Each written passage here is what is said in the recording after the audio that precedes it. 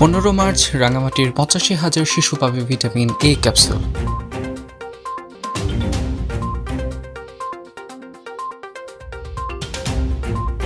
আবারও শুরু হচ্ছে ভিটামিন এ প্লাস ক্যাম্পেইন।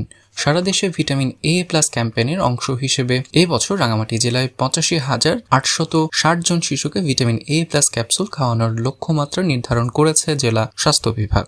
জাতীয় ভিটামিন এ প্লাস ক্যাম্পেইনে ঘিরে বুধবার জেলা স্বাস্থ্য বিভাগ আয়োজিত এক সংবাদ সম্মেলনে এই তথ্য জানান রাঙামাটির জেলার সিভিল সার্জন ডক্টর নোয়েন খিসা। তিনি জানান জেলার 10টি উপজেলার 53টি ইউনিয়ন ও 2টি পৌরসভায় একযোগে শনিবার 5 বছরের কম বয়সী সকল শিশুকে এই ক্যাম্পেইনের আওতায় আনা হবে।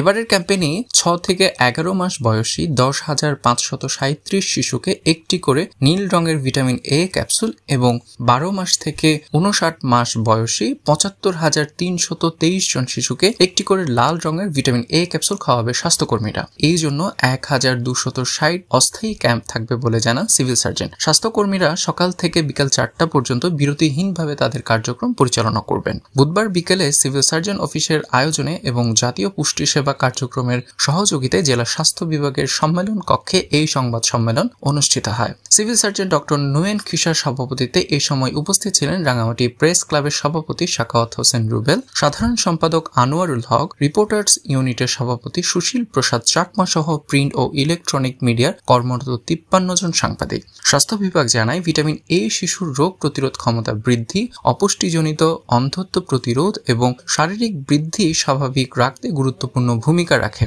তাই কেন্দ্রে গিয়ে শিশুদের ভিটামিন এ ক্যাপসুল খাওয়ানোর জন্য অভিভাবকদের প্রতি আহ্বান জানানো হয়েছে। এদিকে সভার শুরুতে সম্প্রতি প্রয়াত রাঙামাটির প্রবীণ সাংবাদিক AKM মুকসুদ আহমেদের আত্মার মাগফিরাত কামনা করে 1 মিনিট নীরবতা পালন করা হয়। Desk report CST TV।